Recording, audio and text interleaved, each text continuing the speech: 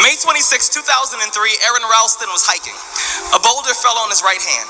He waited 4 days. Then he amputated his own arm with a pocket knife.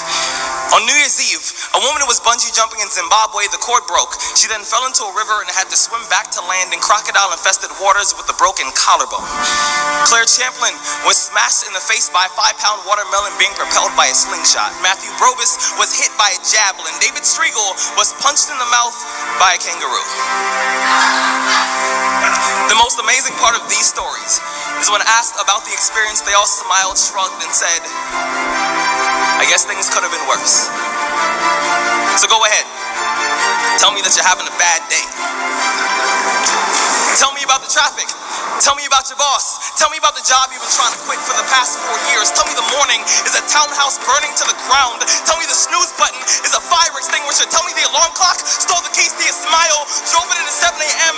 and the crash totaled your happiness. Tell me how blessed are we to have tragedy so small it can fit on the tips of our tongues. You see, when Evan lost his legs, he was speechless. When my cousin was assaulted, she didn't speak for 48 hours. When my uncle was murdered, we had to send out a search party to find my father's voice. Most people have no idea that tragedy and silence have the exact same address. When your day is a museum of disappointments hanging from events that were outside of your control.